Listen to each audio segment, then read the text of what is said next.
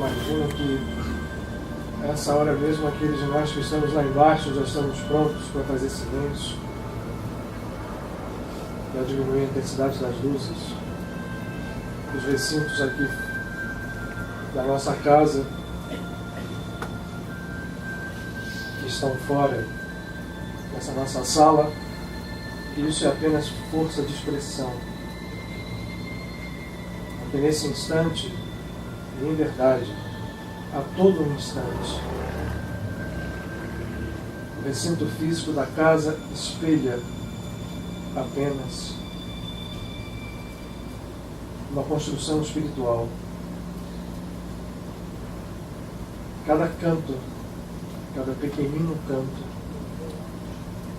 portanto, nessa medida, é espiritual e é sagrado. Nada difere um trabalho aparentemente exterior, mundano, do que o que estamos fazendo aqui nesse momento, nessa sala. Se soubermos entender a essência do que seja a vida e do que seja o trabalho de natureza espiritual. Os grandes mestres de espiritualidade, e entre eles nós podemos citar Paramahansa Yogananda, Swami Vivekananda, Jesus o Cristo, os grandes sábios cabalistas, sempre viveram e deixaram claro para cada um de nós essa lição, de que conectados ao divino, sacralizamos a vida e o nosso solo se torna sagrado. Caminhamos por solo sagrado todo o tempo, se nós sabemos compreender e viver o sagrado de nossas vidas. Todos que nos reunimos aqui somos chamados a experimentar essa natureza, seja o que estivermos fazendo, seja auxiliando na cantina, vendendo um livro, dando um passe, se utilizando da palavra, ou ainda sentado em quietude, porque não devemos nos esquecer as palavras imortais do Salmo: requietem-se, percebem a divindade.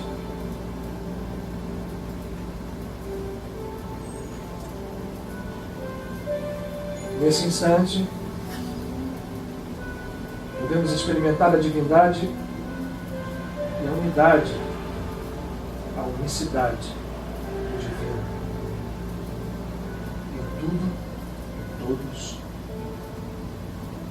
a busca de expressão de sagrados mistérios. Nós o que temos que fazer, senão nos render a essa busca e buscar efetivamente realizar na essência, e na essência tudo aquilo que somos, para que a existência em decorrência se modifique, se harmonize, se transforme, se mude.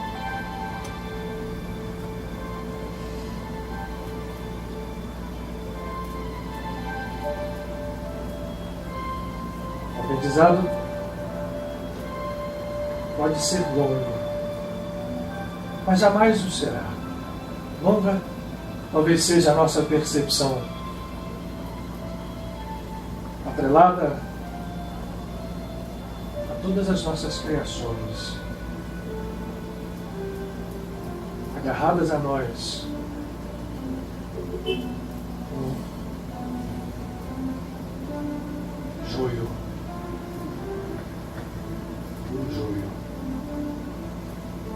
Mas nós não somos joio, somos trigo.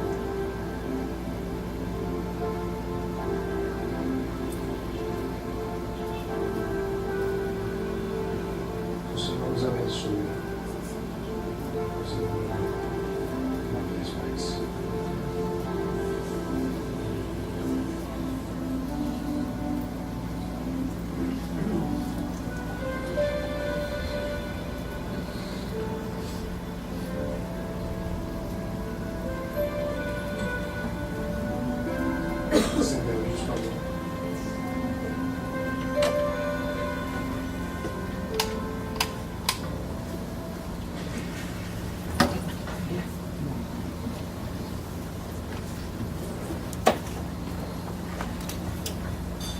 Boa noite a todos. Sejam bem-vindos à nossa casa, vocês, especialmente os de primeira vez. Aí quando eu digo assim, aqueles que não vêm há muito tempo aqui, eu posso aplicar e olhar para mim mesmo, né?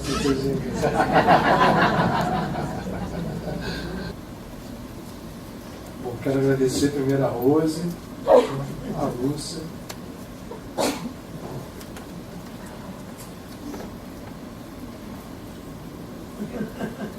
Não é Lúcia. Não soube que foi o Márcio e a Dani também, que foram os três aí que estão ali atrás, mas sempre interessante quando o Otton traz esses textos. Eu repeti isso na última vez, então tem um tempinho, dá para repetir de novo. São textos sempre muito inspirados. Esse do Rumi, enfim, não precisa nem comentários. Ele poderia ser perfeitamente o princípio dessa casa, o princípio da busca dessa casa. Ele hoje traz um outro texto, e trouxe um outro texto também, que tem esse neologismo de um começador. Essa palavra é interessante, porque nos fala sempre de um começo permanente. Isso não quer dizer que a gente não avance, que não exista caminho. Mas as palavras, como elas trazem muitas mensagens, muitas interpretações, isso é uma característica da linguagem. Nenhuma palavra tem um sentido só. Nenhuma palavra possui um sentido reto e absoluto. Por isso a sua riqueza. Elas nos trazem várias formas de visão e de interpretação. Essa palavra, começador, ela fala de algo em relação ao caminho como uma busca permanente. Nós não devemos ter angústias para se chegar a finais de caminho. Não existe. Isso pode ser uma notícia esquisita para quem acha que existe um final, lá onde alguma coisa se finalize.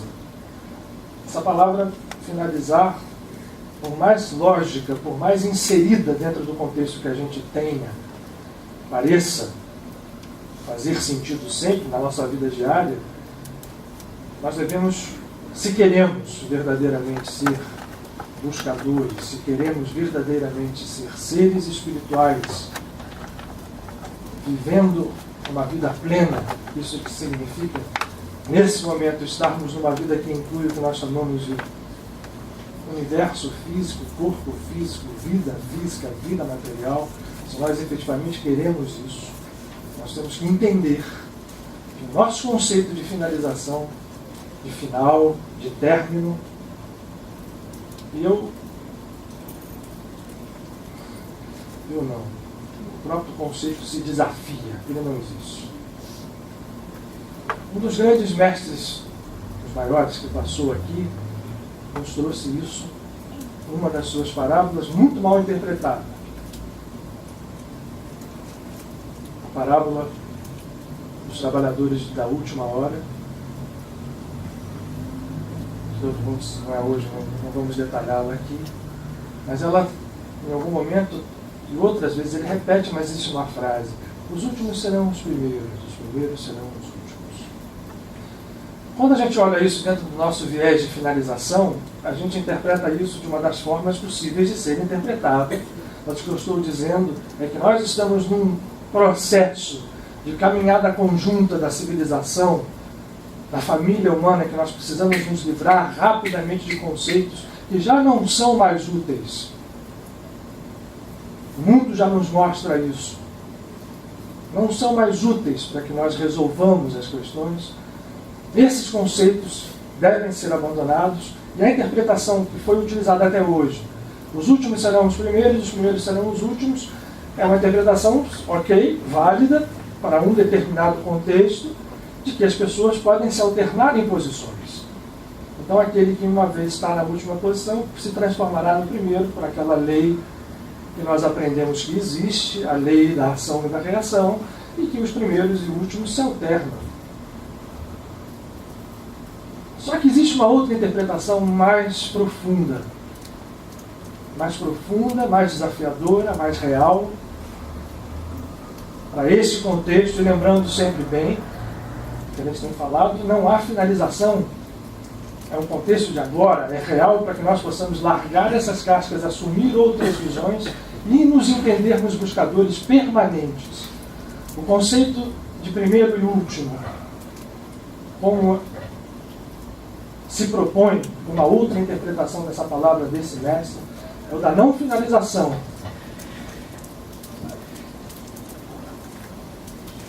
O que é primeiro se transforma em último, o que é último se transforma em primeiro. Isso significa que esse ponto de encontro entre últimos e primeiros os transforma em uma coisa só. O entendimento disso nos leva a outras interpretações, como a de que o círculo fechado também não é o ideal. Isso ganha mais uma forma espiralar. De maneira que, quando a gente entende essa visão, quando o último e o primeiro se encontram, eles se encontram. O desenho, eu vou mudar ele aqui para vocês verem. Aqui está uma espiral, se eu olhar uma mola, sabe aquelas molas que a gente brinca de criança? Que não é uma espiral.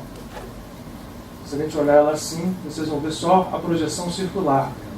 Mas se a gente abrir e esticar essa mola até ela perder a sua elasticidade, a gente vai olhá-la nessa perspectiva e você vai ver várias vezes pontos que, se eu virar para cá, eles vão estar unidos.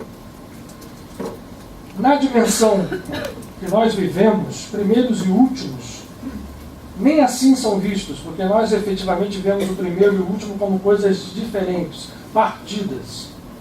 Quando a gente une e entende que primeiro e último são apenas definições e, portanto, são finalizações, e como finalizações não podem permanecer para sempre, porque não existe o final, só existe o eterno começo. Isso não deve nos angustiar, porque esses recomeços são recriações totais da vida, e o que nós estamos fazendo quando entendemos isto é perceber que últimos e primeiros são os mesmos, mas numa grande evolução.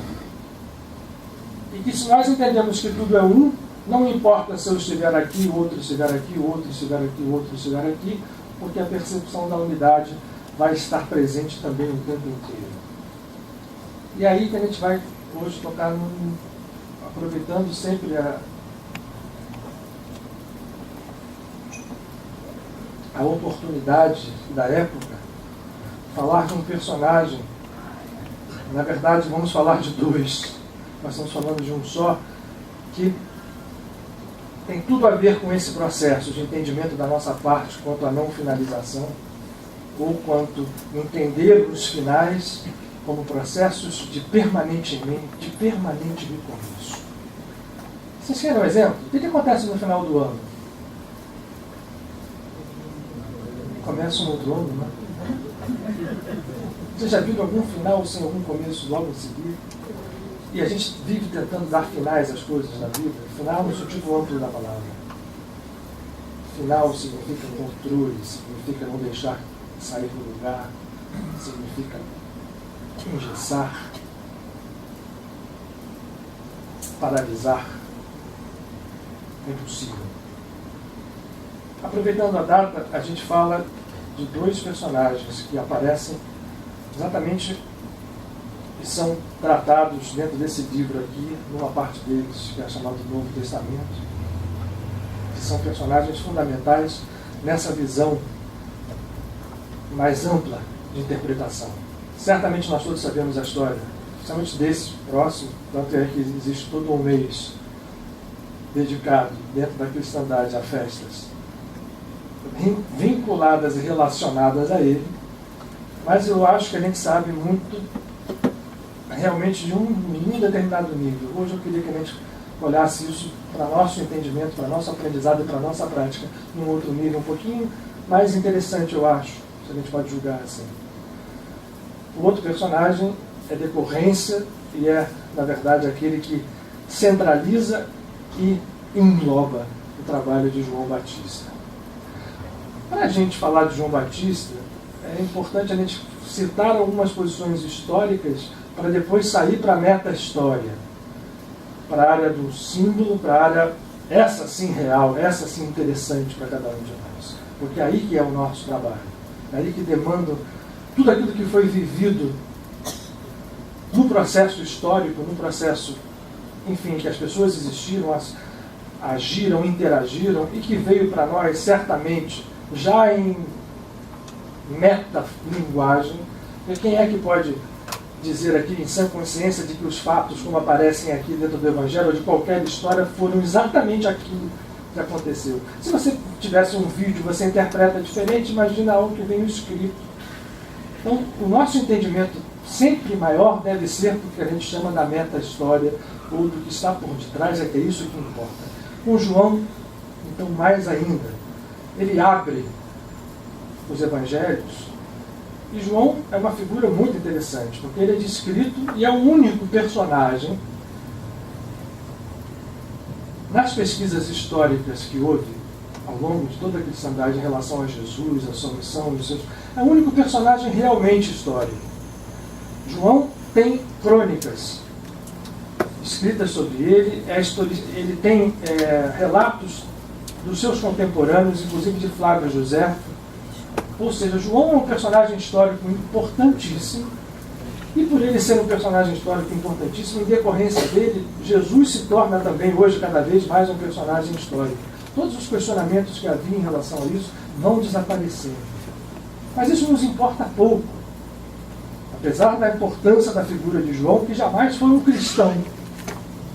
João não foi um discípulo de Cristo, João não foi alguém que se vinculou a ele como os 12 apóstolos, por exemplo. João tinha uma presença tão importante que chegou a ser confundido com o Messias. E várias vezes foi questionado a respeito disso.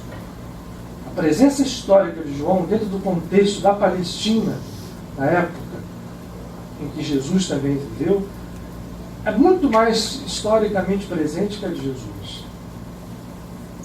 Isso é interessante, quando a gente começa a olhar a meta-história por trás disso, vai sendo interessante nas nossas percepções do que significa, nesse conceito mais profundo, o que simbolizam, o que nos ensinam, o que a gente pode aprender e realizar com isso, essas duas figuras, João o Batista e Jesus. O Evangelho que nos fala mais dele, e aí a gente tem que imaginar que esses dados possam ser os mais precisos, apesar de ele ser citado no Evangelho de Marcos, por exemplo, dos evangelhos que são reconhecidos pela Igreja Católica. Porque hoje a gente já tem os apócrifos, chamados apócrifos, todos disponíveis para nós. Mas dos 4 evangelhos, para vocês terem a ideia da importância dessa figura, o Evangelho de Marcos começa falando da missão de João. Ele abre assim. A nossa professora, qualquer coisa, nos corrige ali. A gente tem professor de tudo aqui para corrigir. E eu me valho mesmo. Ele é citado em todos os outros. Mas no Evangelho de Lucas, a gente regride. E daí a origem da festa que se dá nesse mês. E é o único personagem da cristandade ao qual se comemora, além de Jesus Cristo, o nascimento. Daí a gente saber detalhes do nascimento de João Batista e, portanto, se comemorar tão intensamente o nascimento dele. No solstício, no norte do planeta, no solstício de verão, e no sul aqui, onde nós estamos no inverno. A festa de João Batista se dá junto, são duas equivalências. O Natal de Jesus e o Natal de João Batista, que é o que se comemora no 24 de junho, o nascimento de São João Batista, a sua morte é comemorada no dia 29 de agosto. Todo mundo sabe a história de João Batista aqui? Para a gente passar lá batido, ou vocês querem um pouquinho de lembrança? Querem um pouquinho de lembrança? Então, a sua morte se comemora em 29 de agosto. No Evangelho de Lucas, se conta que um determinado casal de levitas, ou seja, da tribo de Levi, que tinham funções no templo de Jerusalém, chamados Zacarias e Elizabeth, ou Isabel, que é o mesmo nome. Isabel é o aportuguesamento, e na Espanha também se usa o nome Elizabeth. Zacarias eram, enfim, bastante religiosos, unidos a Deus. Em um determinado momento, num dos serviços, Zacarias, no templo, quando entra no santuário, para fazer o serviço do incenso, vê à sua frente uma entidade materializada. Ele se toma de um susto tremendo, fica, enfim, querendo sair correndo, e a entidade diz: não saia, Zacarias, eu quero vir dizer a você que se aproxima um tempo de vir ao mundo um grande emissário ao povo de Israel, e você vai dar, você e sua mulher, que já são, apesar de não terem filhos, vão receber um menino. E esse menino vai se chamar João. E Zacarias meio mudo assim: mas quem é você que está me dizendo isso tudo assim? Eu sou Gabriel e assisto perante a glória de Deus. E eu quero te dizer que isso vai acontecer. Esse menino usará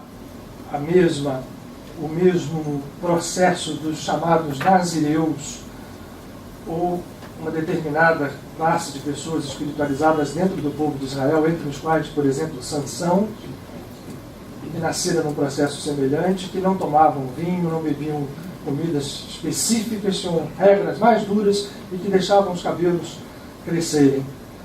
João será um nazireu e assim será. E você não acreditou em mim. Eu estou dizendo uma coisa que você não está acreditando. Como você não está acreditando, você vai sair daqui mudo. E só vai poder falar quando o menino nascer. Ele estava demorando dentro, porque o templo era dividido em sessões, não na última sessão, no Santo dos Santos, que ali só o sumo sacerdote entrava, mas Zacarias estava no serviço de incenso fora da comunidade que ali estava, a congregação que estava fora. Ele demorou, e quando ele saiu com uma cara arrasada e mudo. E aí as pessoas perguntando o que tinha acontecido, e ele mudo, e aí ele escreveu aquilo, que absurdo. Bom, mudo ficou. Até quando João nasce. Mas ele se convence logo disso, do processo que estava em ocorrência. Vocês vão lembrar que nesse meio tempo, no 6º mês, Elizabeth ou Isabel recebe a visita de sua prima Miriam ou Maria, que em Nazaré tinha recebido a mesma visita do anjo Gabriel, dizendo que viria a ela um outro menino, um outro ser, e que, avisando a ela que a sua prima estava grávida já no 6º mês. Então Maria vai visitar, e quando ela chega, João se mexe dentro da barriga. Todo mundo já ouviu essa história nas aulas de catecismo. E quando João nasce, queriam mudar o nome. E o Zacarias louco escrevendo João, e que tinha que chamar João. Porque o Gabriel tinha dito isso. E quando o menino nasce, ele escreve isso, solta a voz, ele faz um cântico belíssimo, está posto no Evangelho de Lucas, extremamente significativo. Esse menino João, 6 meses mais velho que Jesus, cresce e começa a realizar uma missão muito importante. Ele efetivamente é um nazireu, ele se retira para o deserto, ele passa a viver apenas de gafanhotos de mel, vestido de peles de animais, como faziam os nazireus, incluindo o mais importante deles, o profeta Eliahu ou Elias, que assim se vestia e assim ia para o deserto, e o seu seguidor mais próximo, Eliseu, e vai para o deserto, passa um bom tempo lá. Ele e Jesus, apesar de primos, não há notícias da sua proximidade. Mas começa a aparecer João falando o seguinte: voz que clama do deserto, endireitai e aplanai o caminho do Senhor. E começa a chamar as pessoas. A chamar as pessoas para quê? Ele usa uma palavra, usa uma expressão, aliás, duas.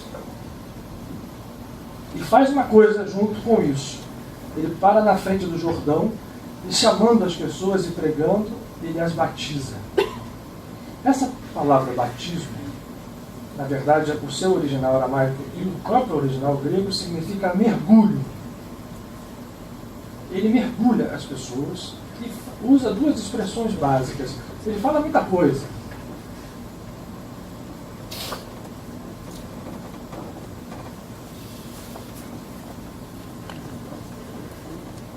Ele usa esse verbo o tempo inteiro e usa este conceito aqui o tempo inteiro. E João é um cara violento, ele é incisivo, ele chama as pessoas o tempo inteiro: vocês são, usa uma expressão forte, quem vocês pensam que são? Raça de víboras. Vocês acham que podem continuar andando e fazendo isso como vocês fazem agora? Percebam uma coisa: a hora de arrepender é agora. A hora de se converter é agora. E continua fazendo isso, e as pessoas que eram tocadas por esse tipo de mensagem, ele dizia: olha, você quer se converter, quer arrepender? Eu te batizo. Mergulhava a pessoa no Jordão. Agora sai daqui. Quando você sair, passa a fazer uma coisa na sua vida: o seguinte: você tem duas túnicas, reparte com aquele que não tem. Você ganha salário, os soldados, por exemplo, seu soldo, não enrola para que esse teu soldo que você ganhe seja maior do que aquele que você tinha que receber. E vai dando certos conceitos práticos num nível extremamente importante, muito importante para aquilo que acontecia ali. Acontecia ali, acontecia acolá, acontecia aqui, acontecia e continua acontecendo até hoje. E só que ele bate muito e usa essas duas conceituações aqui. O que nós entendemos ao longo dessa visão não meta histórica? O que a gente entende no primeiro nível? João é aquele que vem preparar o caminho do Cristo. Chega falando e diz: quando as pessoas começam a perguntar se ele era o Messias, ele diz: eu não sou o Messias. Depois de mim virá alguém maior do que eu. Eu batizo com água. Haverá de vir alguém, e virá alguém de quem eu não sou digno de amarrar a sandália, que vai usar um outro tipo de batismo, vai batizar com fogo, o fogo do Espírito. E continua batizando. Esses dois conceitos, eu vou parar aqui porque o fato histórico mais seguinte todo mundo conhece, que é o evento do batismo no próprio Jesus de Nazaré. Mas eu quero me deter um pouquinho dentro desses conceitos: arrependei-vos e conversão. João falava de uma forma muito exterior e apontando as pessoas, o estado em que elas se encontravam, o que elas deviam fazer. O arrependimento ficou visto apenas como o quê? Eu faço uma coisa errada e vou me arrepender disso, vou achar que o que eu estou fazendo errado não é errado, vou entender isso, vou deixar então de fazer. O converter significa mais ou menos isso nessa visão primeira, superficial. Mas não é essa que nós estamos interessados aqui. Não que essa seja inválida. Essas duas expressões têm mistérios dentro delas. Arrependem. Voltar para trás. se pender ou se direcionar de volta a algo que está para trás. Mas se está para trás, o que ele estava dizendo aqui está errado, porque se a pessoa estava fazendo tudo aquilo que ele dizia que fazia, era uma raça de víboras, que vendia, que não dava túnica, que tomava, ao contrário, por que ela tem que voltar atrás de algo que ela está fazendo? Que voltar atrás é esse? Conversão. A palavra conversão significa mais ou menos isso aqui, e quando a gente utiliza isto,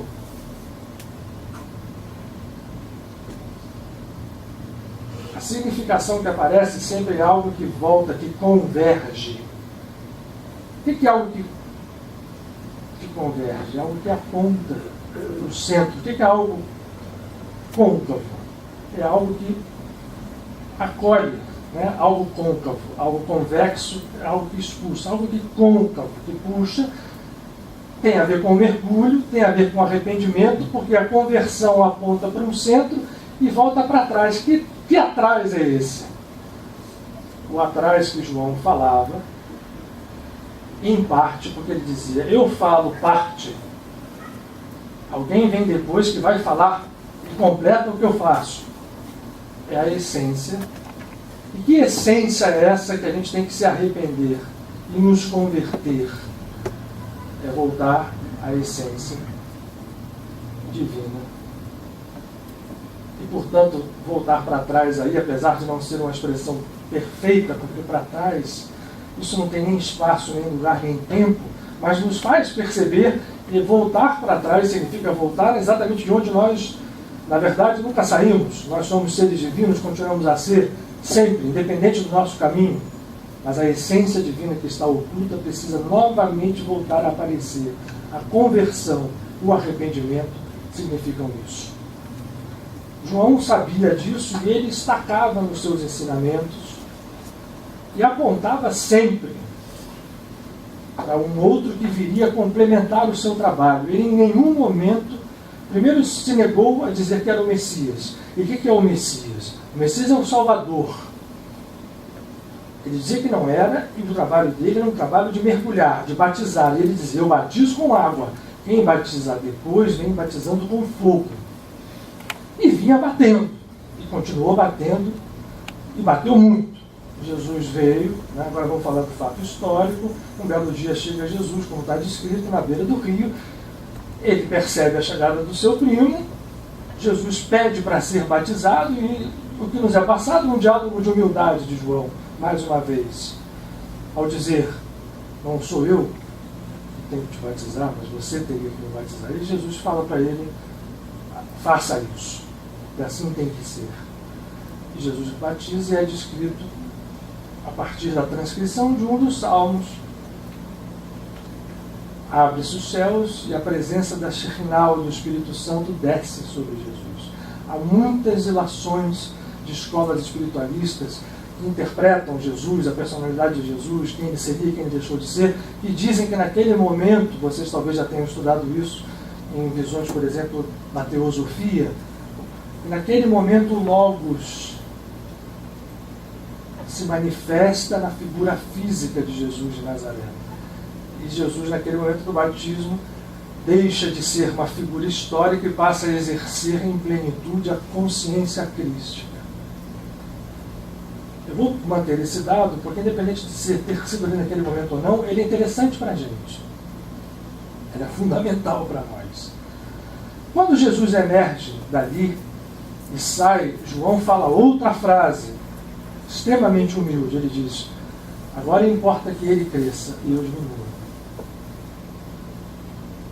Mas o fato é que, historicamente, ele continua em paralelo. Jesus começa a sua missão, já estava na Galileia, já estava em Cafarnaum, já estava curando, já estava falando, agindo de uma outra forma muito diversa da dele. É importante que a gente ressalte isso. João, depois nós vamos chegar ao entendimento do que João representa. João age a partir de um processo extremamente reto, extremamente detalhado e apontando para o seu objetivo e como uma agulha que fura o processo, como um bisturi que corta. E ele continua fazendo isso. E tinha seguidores tanto ou mais do que Jesus, se vocês querem saber. Tanto que depois que Jesus deixa o mundo, existe e continuou existindo por muitos anos uma seita joanina. Os últimos achados arqueológicos em Israel apontam para a indubitabilidade da existência de João Batista, porque se achou um recinto onde os joaninos se reuniam, inclusive com rituais de lavagem, enfim, próprios. E João continuou e vai terminar a sua vida a partir de um apontar um processo em cima, todo mundo conhece a história, do rei Herodes, de casado com a mulher do seu irmão, Herodíades, que gostava de João Batista, tinha simpatia por ele, tinha simpatia pelo que falava, começou a ficar em saia justa, porque João chegava lá na porta do seu palácio, ou sei lá se tinha acesso ou não tinha, ele era respeitado, e você está no pecado, você está fazendo isso, fazendo aquilo, e pá, pá, pá, pá. E a mulher, a Herodíades, olha só, eu não vou aceitar isso, sempre é culpa da mulher. E sabedora da história que o Herodes também tinha um olharzinho sobre Salomé, a sua filha, faz com que Salomé realize aquela dança. E Herodes, mobilizado por aquilo, promete mundos e fundos a Salomé. E ela diz, eu quero sim, uma coisa, que ele diz, pede meu reino e eu te dou. Eu não quero. Eu quero a cabeça de João Batista. E ele, movido pela palavra, realiza o fato, João é decapitado. Existe, né? A gente já viu o filme em Hollywood, a cabeça vem na bandeja, para que Salomé possa trazer ele para Herodíades, que era a mulher dele, ficar feliz. E João vai-se embora. Jesus, que já vinha em paralelo, inclusive, apesar dessas palavras de humildade, existem registros várias vezes João perguntando, mandando discípulos dizendo a Jesus se ele, o que ele tinha, se ele era a mesma pessoa que tinha que vir, ou seja, mostrando inclusive percepções humanas de João. E Jesus cresce agindo de uma forma absolutamente diversa da de João. Porque Jesus pega tudo aquilo que João fala, todos aqueles processos absolutamente perfeitos, em termos de ética, de moralidade, de estrutura, mas saca, eu apaguei as duas palavras, do conceito de João, o arrependei-vos, o convertei-vos, algo mais puro e mais profundo. Exemplos ainda, depois a gente vai agora tentar ir juntos no que nos interessa. Hoje, agora, aqui, quando a gente sai daqui, sempre digo isso, né? Não estamos aqui no exercício de intelectualidade. A gente está aqui tentando entender o ensinamento que está aqui dentro e a praticidade desse ensinamento para ser aplicado na nossa vida. O que Jesus sutilmente diverge de João? Jesus, ele aponta várias vezes também. Ele não tem receio de chegar no templo, por exemplo, com um sacerdote e dizer, chamá-lo de sepulcro caiado. Aquele que deixa fora a limpeza, que se preocupa com o exterior, mas esquece do que está dentro. E essa é a figura. Várias vezes, ele que era um cumpridor fiel de todas as mitzvot, ou de todos os preceitos da lei, em alguns momentos ele estrategicamente não fazia, e quando ele não fazia ele era criticado, ele dizia assim, vem cá, vocês fazem coisas o tempo inteiro quando o interesse manda. A lei foi feita para o homem, não o homem foi feito para a lei. O Shabat foi feito para o homem, não o homem para o Shabat. E eu, quando faço isso, eu pergunto, o que contamina mais? O que entra pela boca ou aquilo que sai da boca? Ele faz isso tudo, mas ele tem, em relação a João, por isso João com muita sabedoria falou em 2 tipos de batismos. E agora vamos entrar nesse processo de destrinchar o que está posto aí nessa meta-história, que junta essas duas figuras, esses 2 personagens grandiosos que se espelham em nós. Jesus sutilmente diverte de João na seguinte e fundamental postura. João apontava, mergulhava, dizia vai e se transforma. Jesus apontava, mas na hora de julgar ele acolhia. Por isso a gente vai encontrar algo que parece extremamente paradoxal.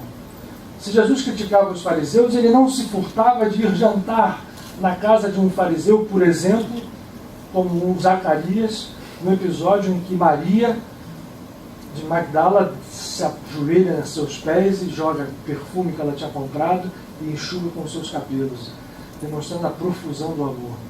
Aquele era um chefe do farisaísmo, que ele apontava, mas ele ia para casa, ele conversava, ele estava junto. E quando Zacarias diz assim, você não sabe, se ele fosse mesmo um profeta, ele saberia quem é essa mulher. Mas eu sei, mas isso é amor.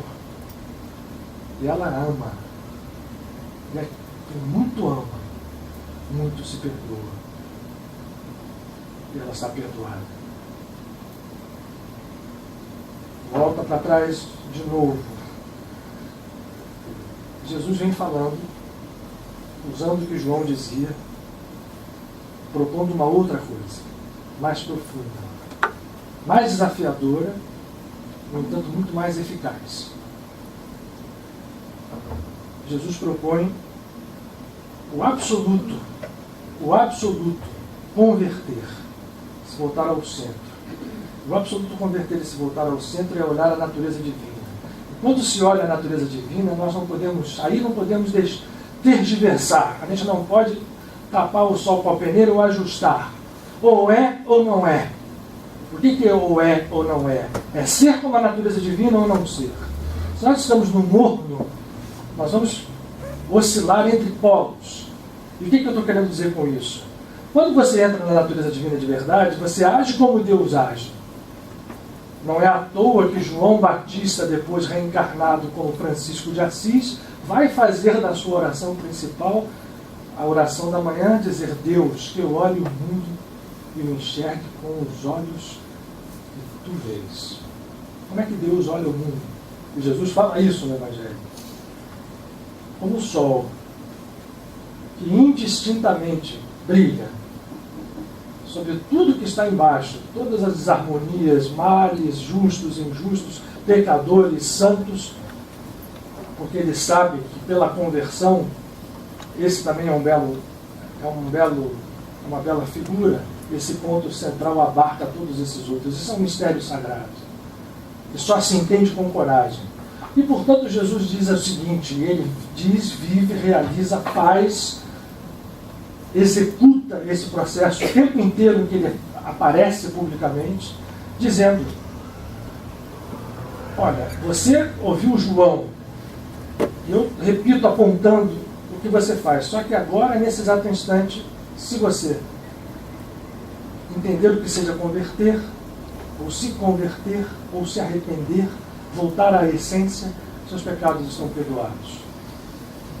É um salto muito grande, salta por cima de muita coisa, de muitos processos que a gente acredita serem finais, inamovíveis. A gente atribui inclusive a Deus essa lei imutável, como se Deus fosse alguém que estivesse ali olhando para tudo, e agora eu vou te castigar, agora você fez errado, vem para cá, puxa para lá. Esse tipo de percepção foi válido por um tempo, a partir da vinda de Jesus. E ele também disse, ele só assinalou, porque esse processo não pertence a ele, esse entendimento não pertence a ele, pertence à visão cósmica da vida. Então todos os grandes mestres falaram isso, até o próprio João fala, quando ele fala em arrepender e converter. Ainda que ele não tenha apontado isso com precisão. Jesus disse, eu a ninguém julgo. Várias vezes os apóstolos chegaram para ele, pedindo que ele efetuasse decisões judiciais, vamos chamar assim, na sua própria comunidade, que tinha lá a sua estruturazinha. No Evangelho de Tomé, está escrito, quando os apóstolos chegam para perguntar para ele se um estava certo ou estava errado, ele fala assim: quem foi que me constituiu partidor entre vocês? Olha a palavra que ele usa. partidor. O julgamento é uma partição, é um movimento de corte. E se ele tem sentido até agora, quando eu digo agora, estou voltando até a época de Jesus, então a gente está voltando até lá quando ele dizia: até João, o reino se tomava à força. O que significa isso?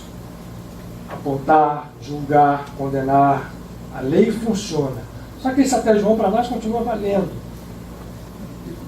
Apesar de a gente achar que, né, enfim, a gente às vezes tem vontade que não valha, ele fica valendo porque nós julgamos, condenamos, atuamos e por isso mesmo somos julgados, somos condenados, colhemos os frutos da nossa própria sementeira dentro dessa lei.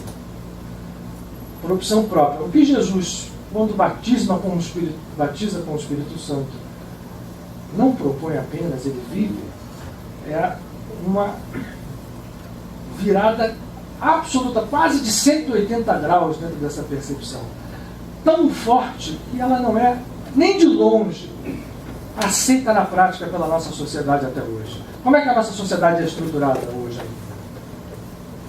Que a gente chama de cristã, de civilização cristã.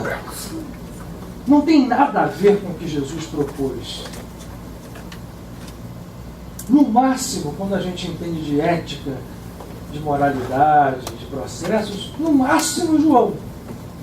Agora, quem é João e quem é Jesus nessa simbologia mais profunda? E por que se comemora o nascimento de João de maneira tão intensa? Ora, a gente tem ouvido e usado aqui uma palavra, né, como âncora para essas percepções do eu que se diminui, sem que a gente queira condenar ou julgar, porque muita gente diz assim: tem que destruir o ego, tem que matar o ego. Nada morre. Então, o ego que ele vai fazer é simplesmente recordar para ele. Tem uma função extremamente importante. Até então, o nosso ego continua sendo o ego do Adão caído. O Adão que lá, na simbologia do paraíso, comeu a árvore o fruto da árvore, do bem e do mal. Caiu.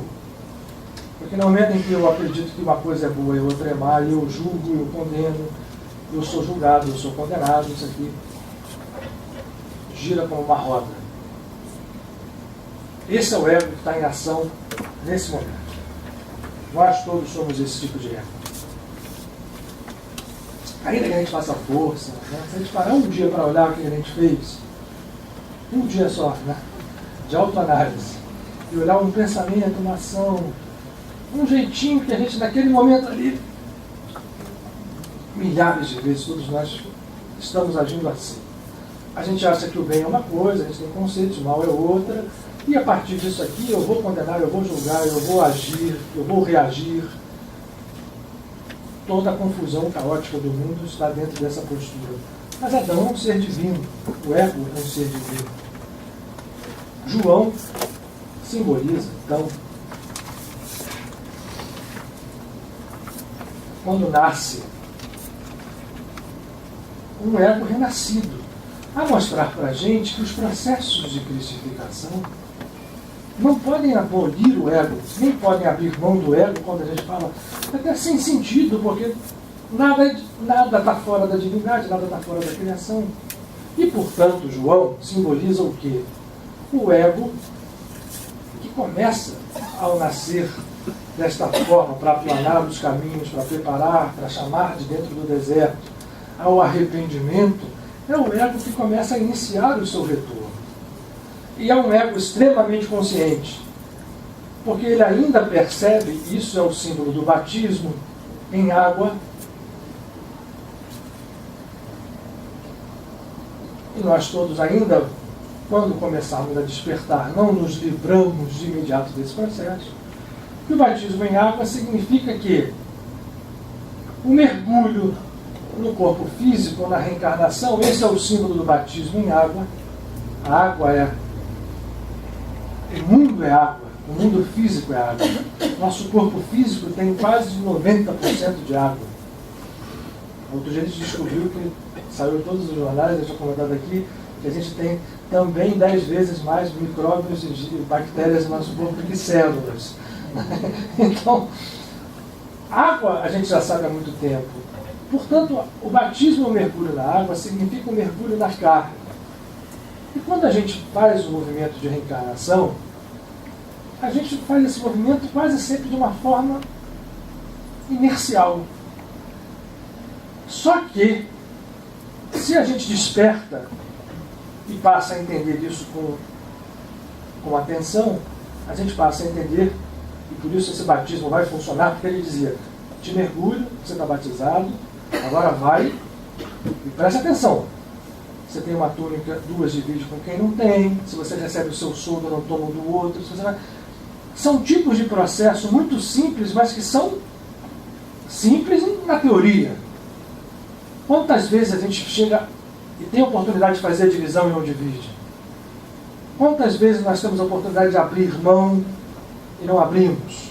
Quantas vezes nós temos a oportunidade de ter pequenos atos que demonstrem o nascimento de um João Batista dentro do nosso ego e não fazemos? Nessas horas a gente ainda está, mas quando a gente começa a ter esse propósito, João está se levantando dentro de nós. E vai seguir no seu caminho e tem que encontrar, porque esses dois trabalham como um binômio. O ego de João, ou o João em nós, tem que encontrar, desculpa, vamos chamar de eu, João e o Cristo, ou a consciência crística, ou a consciência messiânica. A gente pode usar várias denominações, ou Cristo interno. Esse ego precisa... O batismo do eu simboliza o quê? Quando o eu diz, deixe que você me batize. Porque os dois têm que se tornar um. E para se tornar um, é preciso que o Cristo se manifeste também na água. Nós estamos vivendo no mundo físico. A gente não vai esperar desencarnar e ir para o plano astral, para o planeta X, Y ou Z, ser salvo por qualquer nave espacial, para começar a melhorar. A melhoria e a consciência é agora. Se depois eu vou para um planeta mais elevado, isso é um processo natural decorrente disso. Mas dentro de mim, dentro de nós, o encontro com essa consciência crística, simbolizada no batismo do Cristo, tem que se dar agora, enquanto nós estamos andando aqui. Esse processo de batismo com a água vai disparar um outro. O batismo do fogo. E aqui, o processo do fogo, o elemento água é o elemento que fortíssimo, trabalha com sutileza, às vezes com violência, mas o elemento fogo, ele traz a força de purificação, a luz por si só. Fogo aqui está relacionado com a luz. Água e luz, água e fogo se unificam. E nesse momento, quando a gente se unifica, o ego, o eu, o João e o Cristo, a consciência egóica e a consciência crística, nós estamos efetivamente linkados à essência, o arrependimento funcionou e a unidade passa a ser o nosso sinal. E o que é o sinal da unidade? Fazer igual os monges tibetanos, mas a mandala depois da parte. O sinal da unidade.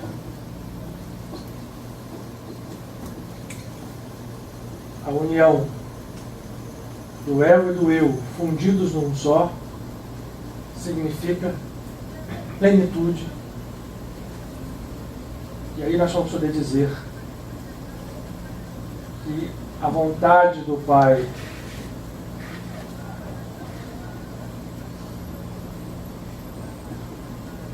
é feita.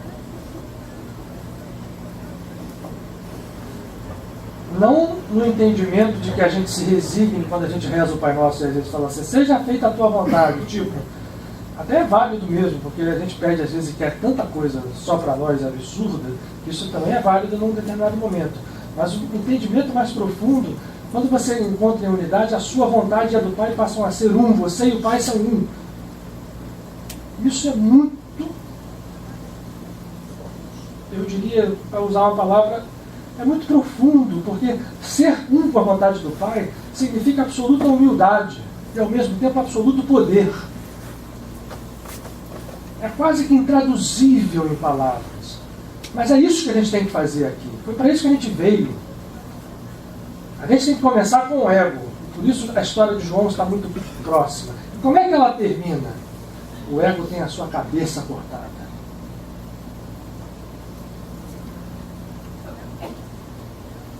Passa outra cabeça a agir, outra presença a agir. O eu que toma contato. No momento em que a cabeça do ego sai, o corpo crístico, a consciência crística, ganha força e presença e plenitude. Os dois se fizeram um. E aí a vontade do Pai passa a ser feita através de nós.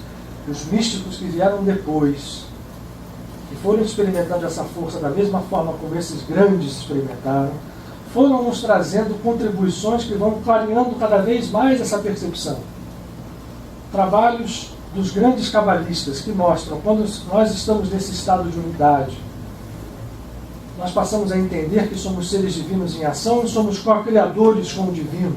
Então a gente começa a perceber que os nossos mínimos pensamentos, coisas que a gente não percebia antes, produzem ações que vão se refletir no campo material, que os nossos mínimos sentimentos também produzem as mesmas reflexões em diversos níveis, em diversos mundos. E se isso é verdade, quanto mais eu estou aqui em unidade, eu deixei a árvore do bem e do mal e passei a comer um outro fruto da árvore que está no centro do paraíso, que é a árvore da vida, a vontade do Pai passa a ser feita. Então, este ser passa a perceber, ele saiu do ego. Então, tudo que acontece através dele, não importa. Os mestres cabalistas mostraram isso, e os grandes e reais mestres cabalistas mostraram isso em toda a plenitude. Os sufis fizeram isso. Quando o Otton leu esse texto hoje do Rumi, ao dizer que ele não é nada, ele está nos remetendo a isso. Esses seres, como os cabalistas, como os sufis, como os swamis, Paramahansa Yogananda veio para o Ocidente fazendo um trabalho gigantesco para mostrar isso, o fundamento prático desse estado de ser como Deus é, porque nós somos deuses. Só que nós temos sido deuses parciais, deuses partidos, deuses que se valem do julgamento. Por mais poderosos que nós tenhamos, por mais poder que tenhamos em aparência, se vale do julgamento, da condenação, de processos, de ações assim assado, de regras assim assado. Aqui está nas minhas mãos o Tao Te Ching, por acaso hoje eu agarrei isso e trouxe, nem era para usar, que esse livro diz uma coisa na sua passagem número 18, que é muito instigante, nos remete aqui. Ele diz assim: quando o Tao se apaga, quando a harmonia se desfaz, surge a moralidade, surge a ética. Isso aparentemente é um contrassenso absurdo, mas aqui está a verdade. Porque a moralidade e a ética são válidas apenas num processo muito superficial, e se a gente se prende a elas, nós vamos começar a agir daquela forma circular, porque nós vamos aplicá-la ao mundo e vamos passar a colher isto. E aquele final vai ficar mesmo um final preso. Nós vamos ser seres morais, seres éticos, mas eu pergunto, ser moral e ser ético, da forma como nós entendemos, resolve os problemas do mundo, ou o que resolve é aquilo que o Cristo teve coragem de dizer, além de João, que remete ao tal, à essência, o amor incondicional. Esse é o ponto sutil que separa. Sutil e desafiador. Porque a gente pode confundir muitas coisas com isso, quando a gente confunde muitas coisas com ética e moralidade. Principalmente quando a gente aplica aos outros. Estamos vendo aí, né, no mundo hoje, as festas em torno disso. Pessoas que se valem de paladinos, se apresentam como paladinos de ética e de moral, mas que não têm a mínima condição. Voltamos a Jesus, quando ele chega e aquela mulher que é posta à sua frente para ser apedrejada, ele chama e diz o seguinte, ó, podem apedrejá-la. Com a seguinte coisa, quem não tiver pecado nenhum, pegue a primeira pedra e atire. Infelizmente, nós vivemos atirando pedras, todo o tempo, construindo edifícios de ética e de moral em cima desse tipo de conceito. E, portanto, nós vamos ver certas coisas que nascem muito bonitas se deteriorar, porque falta, querem ver, está se aproximando aqui. Que coisa mais interessante seria a Revolução Francesa. Qual é o lema da Revolução Francesa até hoje? Gente, foi tudo o que não aconteceu. Só isso. Para mostrar que esses conceitos que estão neste campo de moral e da ética, longe da essência, longe do tal, são falsos. Vazios, mas um vazio perigoso, porque pode toma circunstâncias, vai movendo a nossa vida. Nós vamos ali naquela coisa, ora aqui, ora ali, a história do morno. Porque a moral e a ética valem, mas não vale quando chega a nossa família. Não vale quando chega uma outra coisa aqui. Vale, mas tem um... Então, não é melhor mudar esse processo inteiro e entrar com um conceito mais profundo? Brilhar como Deus brilha, o sol brilha sobre justos e injustos igualmente? É um conceito forte. Mas o grande processo de João e de Jesus em conjunto, e portanto se celebra o nascimento dos dois. João sai de cena e não ressuscita. Jesus, a meta história de Jesus fala da ressurreição, não para colocá-lo no altar, eu sempre repito isso aqui, não para dizer que ele é o único Filho de Deus, coisa nenhuma, só para mostrar que mesmo o final não é um final. E propõe isso a todos nós, ou seja, o ser que atinge isso, atinge a vontade do Pai. Nós costumamos chamar a vontade do Pai quando ela aparece nos lampejos, que nos confundem. A gente costuma chamar a vontade do Pai de milagre. Mas essa palavra é muito ruim, porque ela nos traz um consumo, um conjunto de entendimento extremamente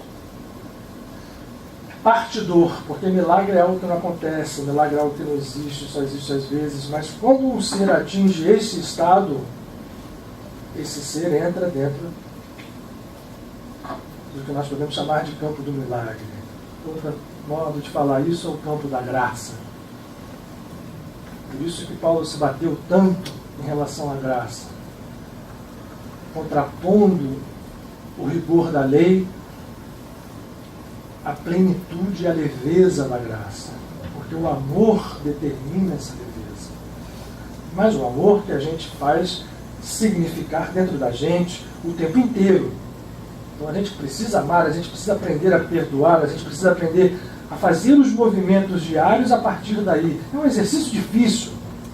Se a gente começar a fazer para valer, a gente vai ver, mas eu acho que deveria ser tentado exaustivamente, até que a gente conseguisse um dia perceber que o João nasceu. A gente nem João é ainda, hein? Lembre-se bem. Mas quando João nasce, o Cristo vem chegando logo. E aí, não desanimemos, porque a consciência crítica hoje, principalmente hoje, eu acredito piamente nisso, nós vivemos momentos da humanidade extremamente graves no bom sentido. Se a gente olhar para fora, basta ter um pequeno olhar, um pouquinho mais compreensivo, e a gente percebe que está mudando. Agora, essa mudança verdadeira se faz, e muito profundamente se faz, quando um começa a ter essa consciência, mais um, mais um, mais um, mais um. E aí, em um determinado momento, esse processo ganha uma violência no bom sentido, uma reação em cadeia, E nós podemos fazer isso. É possível fazer. Vai refletir, em primeiro lugar, na nossa própria vida. Esse é o primeiro produto. Se a gente quisesse encarar de uma forma pragmática, o resultado na nossa vida já acontece. Mas o mais bonito de tudo é que a gente passa a perceber que não aconteceu só conosco. Ele vai começando a se irradiar. Por mais que pareça absurdo, por mais que pareça a conta da carochinha, por mais que isso pareça algo inatingível e teórico que se resuma a um livro, ou alguns livros, ou conceitos, não são. São verdades, são reais. Eu já fui muito longe no tempo. Como a gente vai comemorar o nascimento de João no dia 24, eu recomendaria que a gente fizesse, se a gente quiser, claro, esse tipo de reflexão. E o processo de entrada dentro desse batismo crístico é muito simples. Basta que a gente passe a olhar com atenção para nós. E basta que a gente possa exercer um tipo de atividade interna, espiritual, de conversão, de arrependimento. Olha, eu digo a vocês que na hora que a gente começa, a coisa vai tomando um vulto e uma velocidade que a gente até se espanta. É claro que a cada dia a gente vai ver, e a cada segundo talvez, não foi nem João. Bom, o João e o Cristo começam a aparecer aqui e ali, um ato mais surpreendente, mais natural, mais espontâneo. Quando a gente começar a perceber, chegar alguém que o mundo inteiro condena, e você olha para aquela pessoa como um irmão, sem julgá-lo,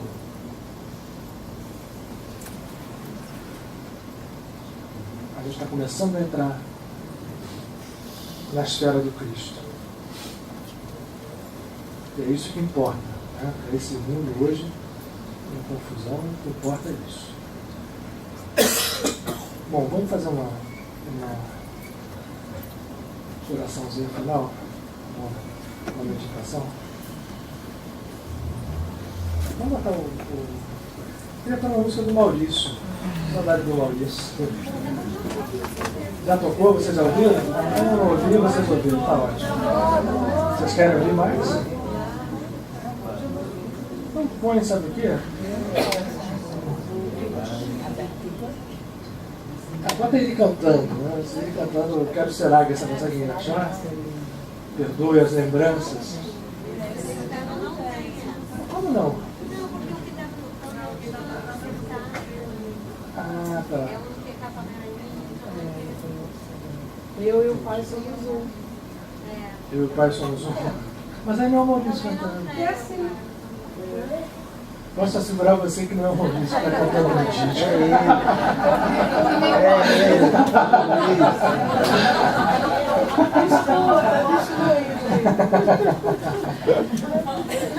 Mas eu queria ouvir o Maurício, a gente tem 10 minutinhos ainda. Pois é, deixa eu ver qual é a música que tem ali legal. Deus de Luz tem Deus de Luz certamente tem. Vamos olhar. Olha, gente, vamos fazer o seguinte então. Isso é o nosso trabalho final. Por que a gente faz esse trabalho final aqui? Isso não é uma palestra. Quer dizer, parece uma palestra. Mas o intuito, não é isso. É que, enquanto a gente está conversando aqui, nós estamos interagindo, às vezes eu consigo perceber, consigo ver de leve o belo processo espiritual que acontece com muitos de nós que aqui estamos acompanhados, porque aqui está correndo um trabalho espiritual, às vezes muito mais amplo do que a gente pode imaginar. Então, perto de cada um de nós tem alguém, um ser familiar, um anjo da guarda, um espírito que está aqui, que trabalha na casa ajudando alguém que nós estamos preocupados, pensando, ou uma situação que a gente tem. Mas isso é muito dinâmico. Então, quando a gente fala nessa oração final, é em função disso, da gente agradecer a presença desses amigos que aqui estão o tempo inteiro trabalhando, nos ligarmos a eles e sairmos daqui, de repente, cheios de força para poder, se quisermos, fazer movimentos. Mas fala. Deus, vê se tem. Vai. Ah, tem. Pô, então me deram um CD diferente desse livro todo. Começa com o Frei Luiz. É. Então vamos ver o que vem aí. Vamos lá. Vamos lá.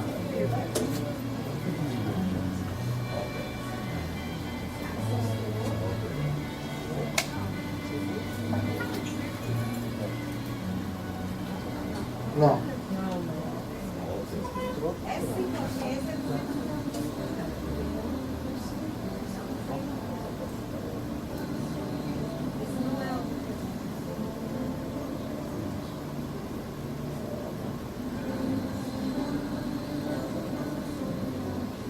Gente, esse CD não é o CD do Luiz.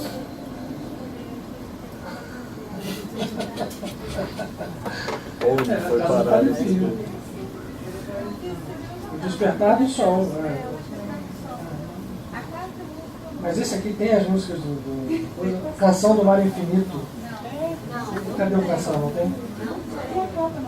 É mesmo? Então tá bom. Não, eu queria. Então vamos bota qualquer coisa de baixo. Eu queria ouvir o Maurício cantando uma letra na Canção do Mar Infinito. É isso que eu quero. Então.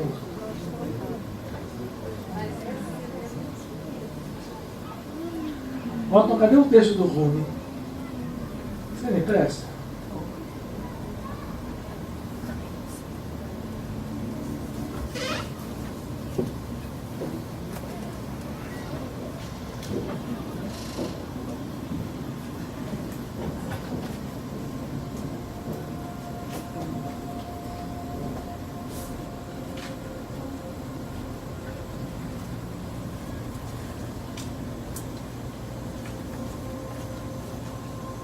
Quem quiser dar uma esticada, nesse momento, alongar pescoço, perna, a gente fica sentado muito tempo.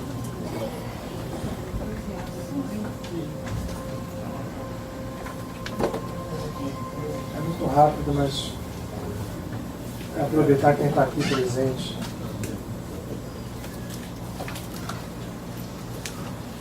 É sempre bom ficar, é sempre bom a gente lembrar que eu não sei porquê, eu continuo achando que isso não tem. Achou? Pegou o negócio. Está vendo lá embaixo.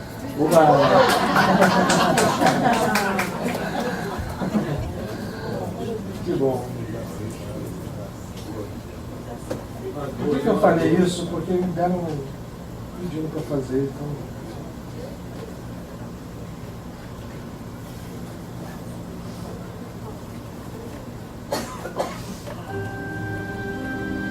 Essa é a primeira, então pode passar. Não que a gente não goste, pelo contrário, essa música é linda. Uma das primeiras do Maurício. Toca lá no Frei Luiz do Caminho.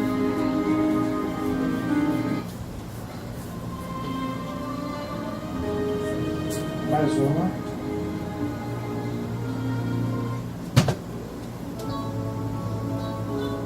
Mais uma. Essa agora parece ser mais uma. Pode passar também.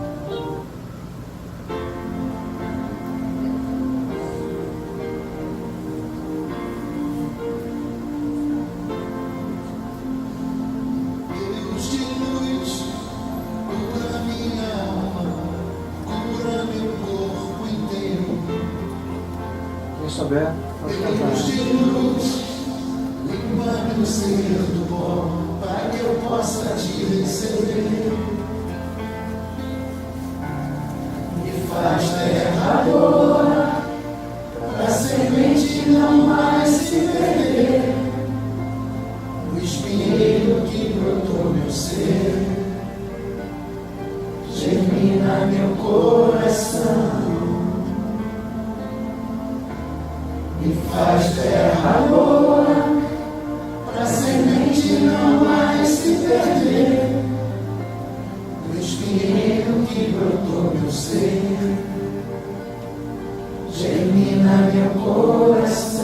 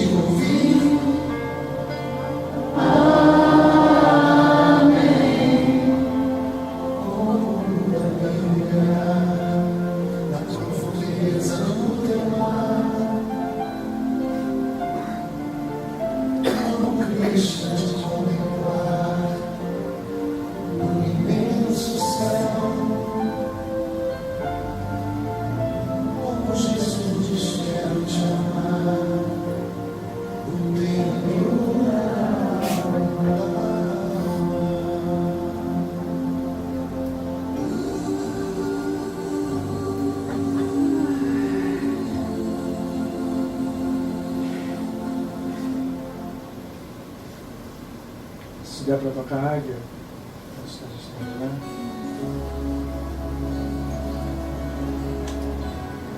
Deixa o seu desejo livre, seja liberto para a próxima. Águia.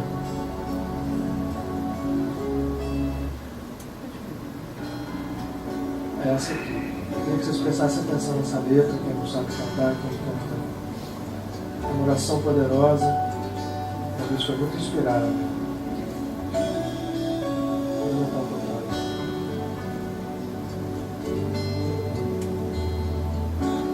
Perdoa as lembranças que fizeram de mim o que não quis ser. Passo a terra nos sonhos e projetos exageros que não as quero ver. Liberta o coração que deseja voar. Vivo o amor por onde passar. Não vou mais ruminar o passado. O que não presta, deixo de lado. Não vou mais projetar nada triste. Meu futuro é luz e já existe. Quero ser águia nas alturas, ser medo de noites escuras. Começa agora, nova vida, crescer.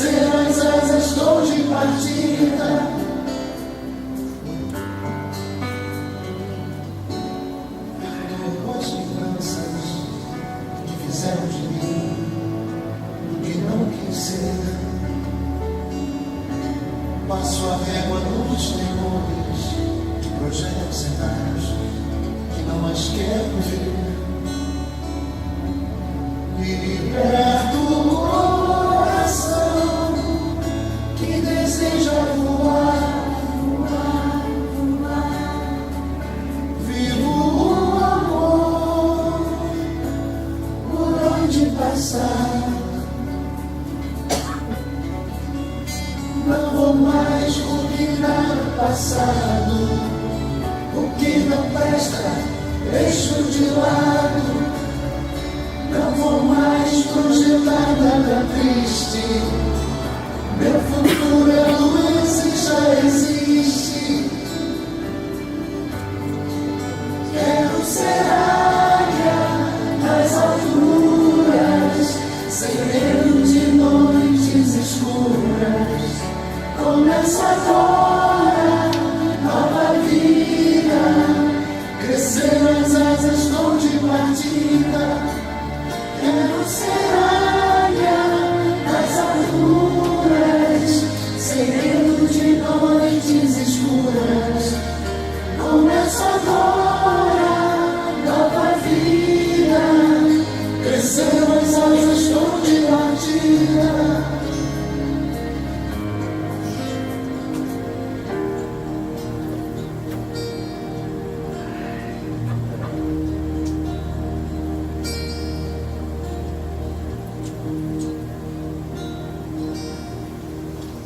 Os 4 animais do profeta Ezequiel traduzem bem o ser partido que busca unificação. Um deles é o homem, tornado equivalente ao boi, ao leão e à águia. A águia que conduz o conhecimento, a coragem traduzida no seu voo, é o ego que parte, deixando para trás o passado. Entrando em outros ares, abrindo novas portas, trazendo uma lei mais viva, fazendo com que o boi, o leão e o homem ganhem definitivamente na unidade a sua face angélica, a essência que está em nós e que Rumi traduz nessas palavras tão inspiradas, lidas pelo Otto, que eu quero repetir como últimas de hoje.